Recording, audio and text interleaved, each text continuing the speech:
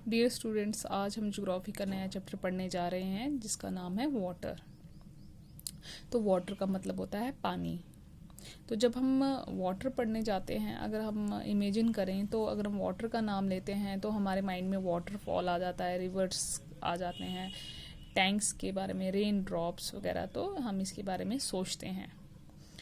तो इसमें ये है, हम पढ़ेंगे कि ये जो वाटर है ये आता कहाँ से है और जाता कहाँ है, ये प्रोसेस क्या है। तो इसके लिए आप देखिए, मैंने यहाँ पर ये वाटर साइकिल बनाया है।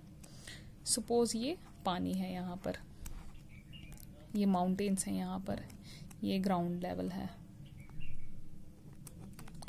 तो देखिए क्या होता है, जो सन है, जब सन की हीट पड़ती है इस पानी में, तो जो ये पानी है ये वाटर वेपर बन जाता है। मींस ये जो वाटर है यहाँ पे, सन की हीट पड़ने की वजह से, सन की हीट की वजह से वाटर जो है वो वाटर वेपर में कन्वर्ट हो जाता है। जब सूरज की रोशनी बहुत ज़्यादा इस पे पड़ जाती है तो ये पानी गर्म हो जाता है, और जो पानी जब गर्म हो जाता है तो उसके वेपर बन जाते हैं। जैसे कि आपने देखा होगा, अगर आपने अपने गैस पे भी पानी रखेंगे आप बॉईल होने के लिए, जब पानी ज़्यादा गर्म हो जाता है, आपने उसके ऊपर जो ढक्कन रखा होता है, अगर आप उठाएंगे तो उसमें से पानी की ड्रॉप्स गिरती है, वही वेपर है। उसी तरह से जब सन की हीट गर्म कर देती है इस पानी को, तो ये वेपर में कन्वर्ट हो जाता है। ये जो वाटर वेपर में कन्वर्ट होता है, इस प्रोसेस को हम बोलते हैं इवेपोरेशन। क्या बोलते हैं हम इसको? इवेपोरेशन। ये जो इवेपोरेशन का प्रोसेस है, इससे वाटर वेपर जाता है आसमान में। आसमान में इस वाटर वेपर से क्लाउड्स बनते हैं, बहुत सारे क्लाउड्स बनते हैं, और जब ये क्लाउड्स हैवी हो जाते हैं, तो हैवी होने के बाद कंडेंस हो जाते हैं ये, तब हम उसे कहते हैं कंडेंसेशन। और फिर ये रेन की फॉर्म में अर्थ पर आ जाते हैं, और रेन की जो ड्रॉप्स होती हैं उसे हम प्रेसिपिटेट कहते हैं। तो हम कहते हैं ये प्रेसिपिटेट में कन्वर्ट हो गए हैं, तो हम इसको दूसरी फॉर्म प्रेसिपिटेशन भी कह सकते हैं।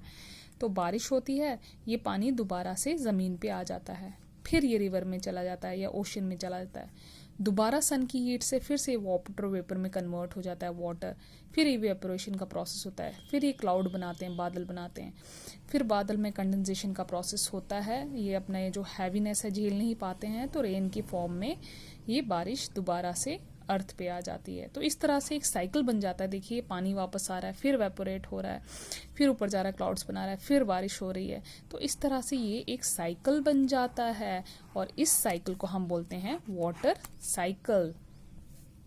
तो आगे देखिए, बुक से बताऊंगी मैं आपको। यहाँ बुक पे देखिए तो आपको वर्ल्ड का मैप दिया गया है, और यहाँ पर बहुत सारे लेक्स और रिवर्स दिखाए गए हैं। तो पहले हम देखते हैं अफ्रीका का।